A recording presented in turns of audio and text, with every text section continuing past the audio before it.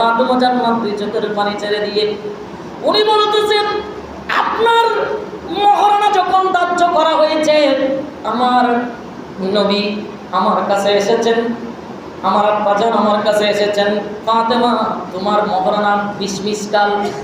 সুবহানাল্লাহ। কয় মিসকাল? 20 মিসকাল। ফাতেমা বলে আমার 20 মিসকাল লাগবে না। বলে কি লাগবে? আল্লাহ জিবরিলকে পাঠালেন, ওগো নবী আপনি আপনার কলিজার টুকরাকে বলে দেন জান্নাতে যত নিয়ামত আছে এই সবগুলো হলো মা ফাতেমার মহরা।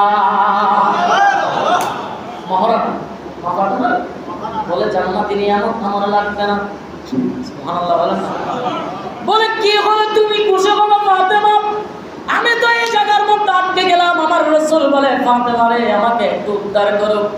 ফাতেমা বলেন আপনার নবী আমি দেখলাম আমার ছোট্ট বয়স থেকে পর্যন্ত আপনি কোনোদিন যতইবার চিন্তা করেছেন আপনার উম্মতের চিন্তা করেছেন, আপনি সাজদায় যান উম্মতের চিন্তা করেন, আপনি রুকুতে যান উম্মতের চিন্তা করেন, আপনি ঘরে যান উম্মতের চিন্তা করেন, মসজিদে নববীতে যান উম্মতের চিন্তা করেন, যুদ্ধায় যান উম্মতের চিন্তা করেন।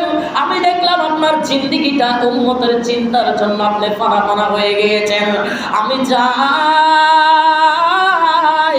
আমার মহরণা হবে আপনার উম্মতের গুনার কাফারা। বলুন না সুবহানাল্লাহ।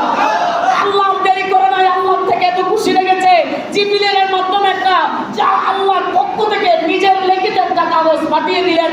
ওই কাগজের মধ্যে লেখা আছে জাআলতু শাফাআতে উম্মতে মুহাম্মাদি সাদাকা ফাতেমা। আমার উম্মতে মুহাম্মাদির গুনার কাফারা হলো ফাতেমার বিয়ে। আর জোরে বলুন না সুবহানাল্লাহ।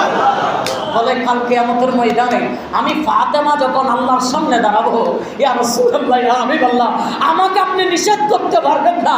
আপনাকে যেটা নিয়ে চিন্তা করতে দেখেছিলাম আমি ফাতেমা ওই কাগজ আল্লাহর সামনে ধরে রাখবো।